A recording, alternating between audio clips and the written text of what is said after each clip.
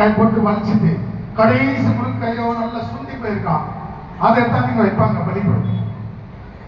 முதல் புள்ள ரெண்டாவது புள்ள எல்லாத்தையும் எடுத்து போயிட்டு டாக்டரா படிக்க வைக்கிறது, ஜட்ஜியா படிக்க வைக்கிறது. என் புள்ள சிங்கம், என் புள்ள கரடி, என் புள்ள புலி அப்படின்னு எல்லாத்திலையும் சேர்த்துருது. கடைசியா சத்தியம் நொண்டியும் குருடுமா இருக்கிறது. அது பேதியா இருக்கும். அதை எத்தனை ஐயா ஜம் பண்ணுங்க ஐயா, இது படிப்பு ஏறல, இதுக்கு மூல வளர்ச்சி இல்லை ஐயா. அவர் மாட்டிக்கிட்டு திருத்தத்துன்னு மொழிப்பாரு. நான் சபைக்கு ஜம் பண்றதா, உன் பிள்ளைக்கு ஜம் பண்றதா, சத்தியம் மனசுல தண்ணிக்க வைக்கிறது முருங்கா மாதிரி.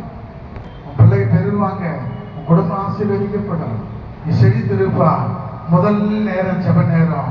மற்ற 26, 40, 40 நீங்கள் 1 மணி நேரமாக ஜெபித்திருக்க கூடாதான். முதலாவது பங்கு கர்த்தருக்கு. ஆக அருமையான தேவனுடைய பிள்ளைகளை, முதலாவது கர்த்தருக்கு. சம்பளம் வாங்கின உடனே 35,000 40,000 வாங்குவாங்க கார்பரேஷன்ல. அங்க வாங்கின உடனே அங்கேயே கணக்கு போட்டுட்டு இருப்பாங்க. என்ன கணக்கு போடுவாங்க?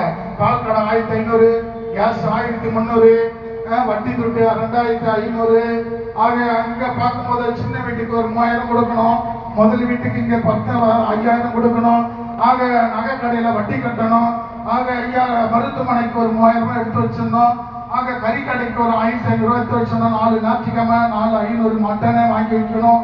ஆக அருமையான ஹோட்டல் 13ஆம் வசனம் எலியா சொல்றாரு. என்ன சொல்றாரு? சாரி பாத்து விதையை போய் பார்த்து சொல்றாரு. 40 நாள் நடந்து போய் அந்த சாரி பாத்து ஊருக்குள்ள போகும்போது அவன் பையனை 2 விறகை பொறுக்கிட்டு இருக்காங்க.